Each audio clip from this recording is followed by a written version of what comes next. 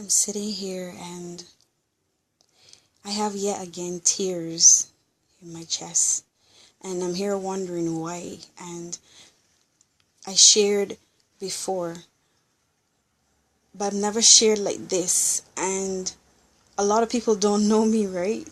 And they just see a smile. And, you know, my first encounter with sex was when I was 4 years old.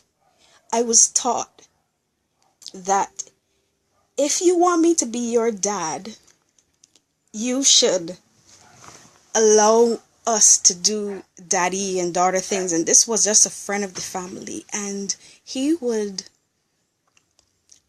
every day come for me to suck his penis and tell me to drink milk because it would make me strong. And I just wanted a dad so much that I do it. I didn't think it was wrong. No one taught me or told me it was wrong. And from there, it was the fingering, and it was, rubbing up of my, wasn't even breasts. And, as time went on, it was, him rubbing his penis sometimes on my vagina. And, I am talking about this today in detail because a lot of us don't realize that abuse silences us. It causes you to choke. It leaves a heavy boulder in your chest. It causes you to become blind. You don't see as you're supposed to. And for years, persons would say, why didn't you tell on such and such? Because no one told me it was wrong for a grown man to have you suck his penis. No one told me that it's wrong for a grown man to have sex with you. And persons only know about my dad, but no one knows that my dad's brother, my dad, friends of the family, 2 ministers in the church. There are numerous of persons, ex-boyfriends and friends of those ex-boyfriends, what you would call a group, a gangbang. And, I've even had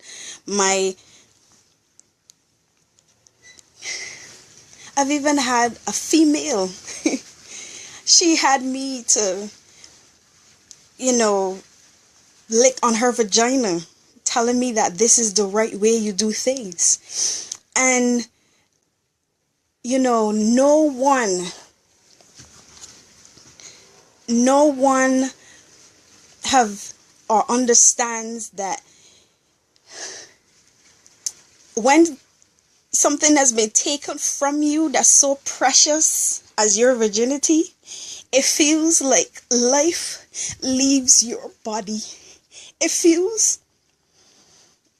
as if you become dead and that you're just existing. And for years, when I came into the knowledge that your dad having sex with you is not right, that your dad's brother having sex with you, your cousin's dad having sex with you, all these people at a little age is not right.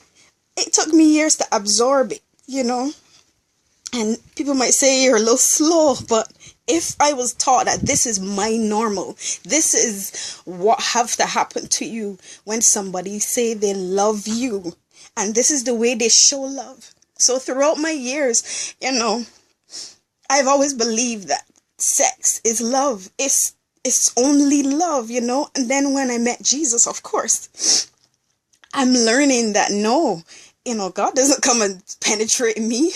He just shows me love, And he's been the only kind person to me. And, I've written down this so much. And it's no way in comparison with speaking up about it.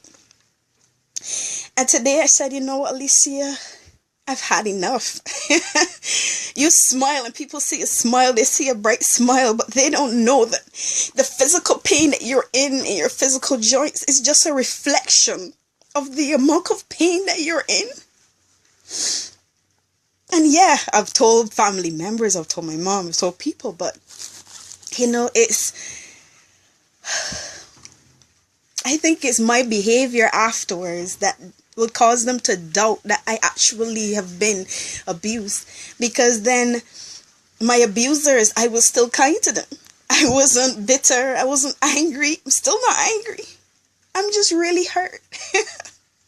And I'm trying my best to find ground, And every time I meet a man or something, I'm thinking, okay, the only way to get this man to like you or love you is by sexual penetration.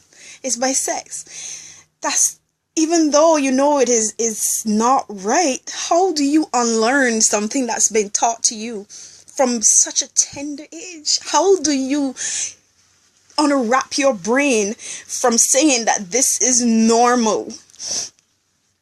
And today is really literally the first time I'm seeing and feeling that this is not normal. Giving of your body is not normal. When it comes to say that you love someone. And I don't know how many persons out there and who's going through this. I'm sure a lot of us are. I wanted to do this video so long, and I'm saying I need to do makeup. No. I mean, I don't wear a mask. And I don't intend to put on one to tell the world and to tell people that, yeah, though, abuse silence you. It keeps you silent. It keeps you muzzled. You can't even say the word rape. You know what I mean? Many persons don't know that, I've been raped, I've been beaten, I've been threatened to be killed if I say anything. And, people wonder why you didn't report to the police, because the law have failed me as well.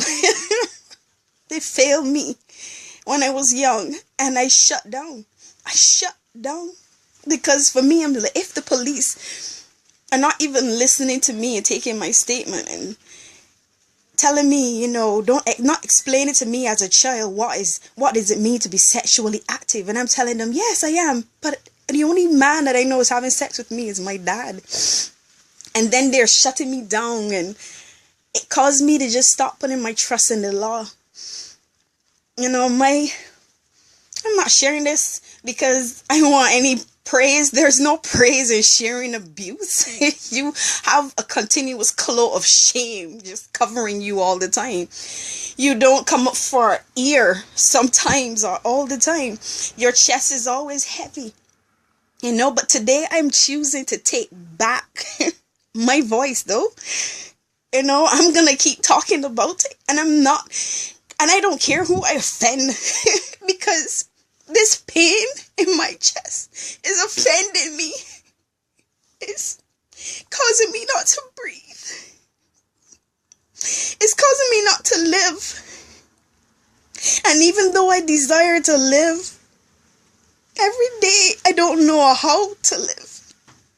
I don't know how.